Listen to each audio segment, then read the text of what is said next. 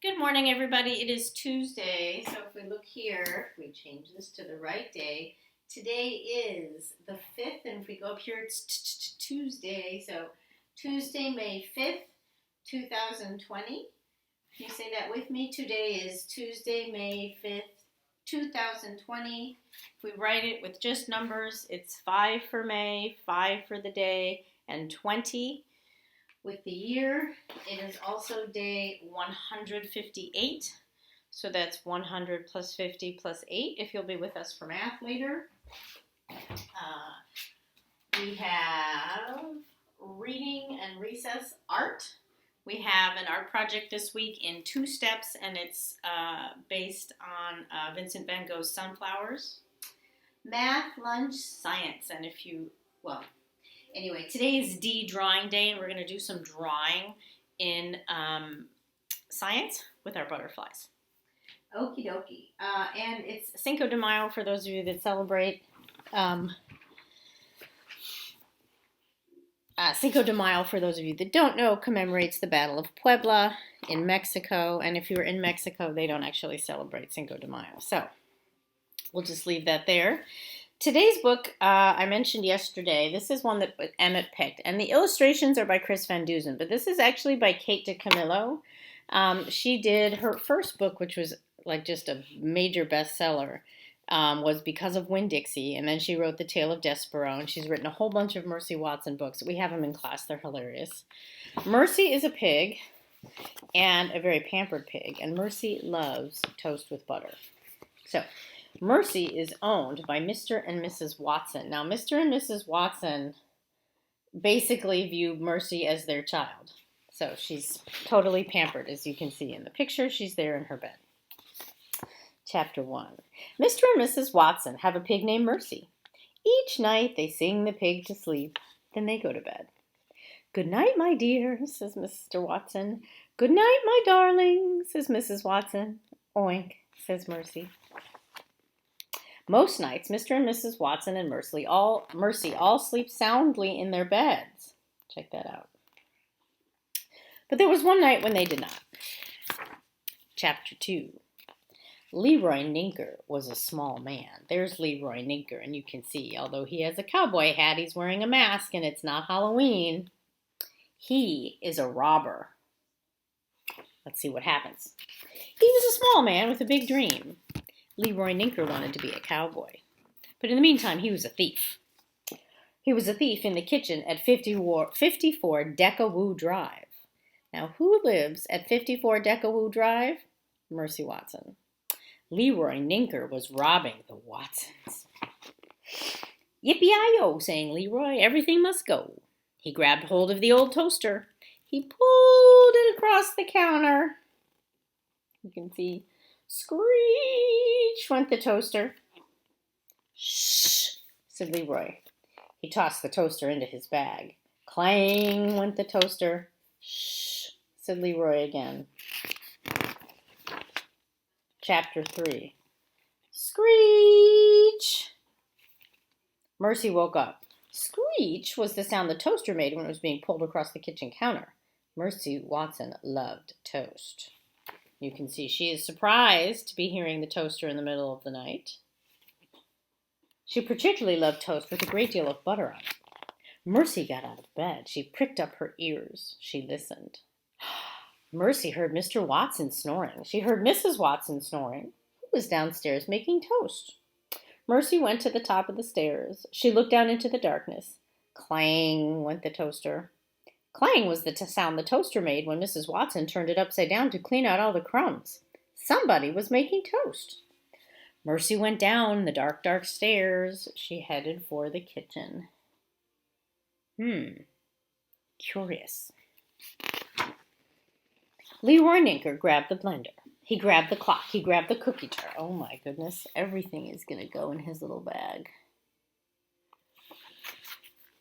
Yippee-yi-yo, he sang as he worked. In you go. He grabbed the juicer. He grabbed the teapot. He grabbed the waffle iron. And then Leroy Ninker heard a noise. He turned around. Yippee-yi, sang Leroy. Uh-oh. And you can see Mercy has spotted Leroy Ninker. What's going to happen now? Chapter 5. Mercy looked around. She did not see the toaster. She did not see the bread. She did not see the butter. Instead, Mercy saw a little man wearing a big hat. He was not making toast. Mercy was very disappointed. She was also very tired. She yawned.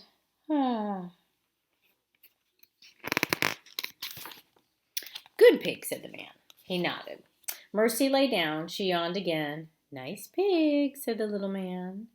Mercy closed her eyes. Yippee-yi-yo, the man sang. Off to sleep you go. Wow, looks like Mercy's no watch pig. Chapter 6. That there, whispered Leroy, is a big pig. He reached into his shirt pocket. He pulled out a butter barrel candy. He unwrapped the candy and put it in his mouth. Leroy thought, might be a good idea for this cowboy to hit the trail. He picked up his bag. He stopped. Aw, shucks, said Leroy. The pig was blocking his way. There's Mercy right in front of the door. There's no room to go around the pig, said Leroy. There's no room to go under the pig. Guess I gotta go over the pig. Leroy stepped forward. He flung one leg over the sleeping pig. The pig moved. Leroy Ninker froze. Chapter 7. Mercy woke up. Oink, she said. Easy now, said a voice. Mercy looked out of the corner of her eye. The little man was on her back. Mercy stood up. Steady, girl. Oh, goodness. What is going to happen now? Mercy shook herself. The little man slid forward. Whoa there, he said. Mercy smelled something. What was it? Butter. Mercy looked around the kitchen. No bread, no toaster, but she definitely smelled butter. Maybe someone next door was making sugar cookies. Oink, said Mercy. She galloped out the open door. Oh, dear. Out they go. She galloped toward the Lincoln sisters' house. Yippee-yi-yo, shouted Leroy Ninker. Away we go. Upstairs at 54 Deckawoo Drive, Mrs. Watson woke up. Mr. Watson, she said. Said Mr. Watson. Did you hear a noise? Said Mrs. Watson. What sort of a noise, dear? A yippee-yi-yo sort of noise, said Mrs. Watson. So you can see she's heard something and she doesn't know what it is. You see that look on her face? She's confused. Mr. Watson is asleep. No, I did not hear a yippee-yi-yo sort of noise, said Mr. Watson. You were dreaming, my dear. I was, said Mrs. Watson. You were, said Mr. Watson. Go back to sleep. Well, she didn't, obviously. Mr. Watson did, but she didn't. Mrs. Watson got out of bed. I think I will go and check on Mercy, she said, and then I will go back to sleep. Excellent, mumbled Mr. Watson. A top-notch plan, my dear. Mr. Watson started to snore. Now, the Lincoln sisters live next door to Mercy, and one of them is not super excited about the pig. Eugenia. Eugenia does not like the pig. Inside the Lincoln sisters' house, baby Lincoln woke up. She went into her sister Eugenia's room. Sister, wake up, baby said. There is somebody outside shouting yippee-yi-yo. Okay, so there's baby. She doesn't mind the pig. There's Eugenia. She doesn't usually like the pig. Did you have pie before bed again? Asked Eugenia. I did not, said baby. I think you did, said Eugenia. I did not, said baby. Go back to your room immediately, said Eugenia. Yes, sister, said baby. Baby went back to her room. She got into her bed. She heard another yippee-yi-yo. Oh, dear, said baby. I wish I had not eaten that pie before bed. Sometimes eating right before bed gives us an upset tummy. Chapter 10. Yippee-yi-yo! Baby, shouted Eugenia. Come back here immediately. Baby got out of bed. She went into Eugenia's room. Yes, sister, said baby. Did you hear that noise, said Eugenia. Was it a yippee-yi-yo, sister? It was, said Eugenia. You are dreaming, said baby. Nonsense, said Eugenia. Open the curtain. Baby opened the curtain. Together, the Lincoln sisters watched Mercy gallop across the lawn. They watched the little man on her back take his cowboy hat off and wave it over his head. Yippee-yi-yo, shouted the little man. Okay, so this is them looking out the window, and they see Mercy riding with this guy on his back, the thief. Oh, sister, said baby, are you sure it's not a dream? It's a nightmare, said Eugenia. That is what it is. All right, let's see. Next door, Mrs. Watson discovered that Mercy was not in her bed. Mr. Watson, she shouted, come at once. Mr. Watson came at once. Mercy is not here, said Mrs. Watson. Are you sure? Asked Mr. Watson. Have you looked under the bed? Mrs. Watson bent over and looked under the bed. She's not there, said Mrs. Watson. Mr. and Mrs. Watson stood together in Mercy's room. What should we do? Asked Mrs. Watson. Yippee-i-o! It's that noise again, said Mrs. Watson. Mr. Watson went to the window. And there you can see from Mercy's perspective, there's Mr. Watson looking out the window at Mercy riding with the little man on his back. He opened the curtain. He looked outside.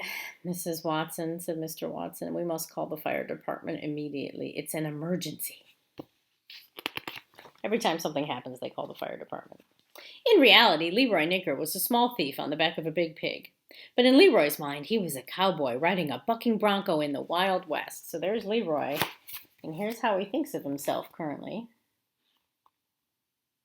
Right? That's what he's thinking, even though he's really just riding on the back of a pig. Being a cowboy is hard work, said Leroy Ninker. I need some refreshment. Leroy reached into his shirt pocket. He grabbed hold of a butter barrel candy. He unwrapped it with one hand. He put it in his mouth. Ah, said Leroy Ninker, this is the life. But just then, the pig kicked up her heels. The pig bucked. The pig reared. Leroy Ninker lost his grip. Yippee, said Leroy. So, they came to a halt. Leroy went flying. He flew through the air. Said Leroy. He landed on his back. Oh, said Leroy. Mercy sniffed. There was that delightful smell again. Butter, where was it coming from? She looked around. She saw the little man lying on the ground. She sniffed his face. Hee, the little man said, that tickles. Mercy snuffled the man's shirt. Hee, he said again. In order to snuffle the man better, Mercy sat on top of him. Get off, said the little man. She snuffled some more. Help, said Leroy. Mercy found a piece of candy. She bit into it. It was sweet. It was lovely. It was very, very buttery. Mercy sat on top of the little man and chewed. A siren wailed. Aw, shucks, said the man. The fire department arrived first. So there they are. These are always the firemen that show up. We have been to this house before, said the fireman named Ned. You're right, said the fireman named Lorenzo. This is the house with the pig. And the toast, said Ned. We ate toast at this house. I see the pig, said Lorenzo. He pointed at Mercy. The pig is sitting on somebody. Good grief, said Ned. Ned and Lorenzo got out of the fire truck. They saw Mr. and Mrs. Watson running out the front door of their house. They saw Eugenia Lincoln and baby Lincoln running out the door of their house. This is an interesting job, isn't it, said Ned. Very interesting, said Lorenzo. So there's what they're seeing. Mercy on top of the thief and everybody else running. Chapter 15. Officer Tomalello pulled into the driveway of 54 Decawoo Drive. In the yard, he saw 2 firemen, 3 women in nightgowns, and 1 man in pajamas.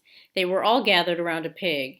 Is that the same pig I caught driving a convertible? He asked himself. Oh, that was a good one when Mercy was driving a car. It is, he answered himself. It is exactly the same pig. Officer Tomalello squinted. Is that pig sitting on top of somebody? That certainly looks to be the case, he answered himself. Officer! Officer! Shouted Baby. Come quickly, Mercy has caught a thief. Mr. Watson and Mrs. Watson and Eugenia Lincoln and Baby Lincoln and Ned and Lorenzo and Officer Tomalello looked down at Mercy. Are you a thief? Officer Tomalello asked the man underneath the pig. I am, said Leroy Ninker. I am a thief. Were you robbing these people? Officer Tomalello asked. I was, said Leroy Ninker, until the pig got involved. So here's where we're at now. Everybody's going to try and get the pig off the thief. Gentlemen, said Officer Tomalello, will you assist me in removing the pig? On the count of 3, Ned and Lorenzo and Officer Tomalello lifted Mercy off of Leroy Ninker. You are under arrest, said Officer Tomalello. It's that pig you should be arresting, said Eugenia Lincoln. Leroy Ninker stood with his cowboy hat in his hand. He looked down at his feet. He looks very bad. Sorry for himself, right? He knows he did something wrong.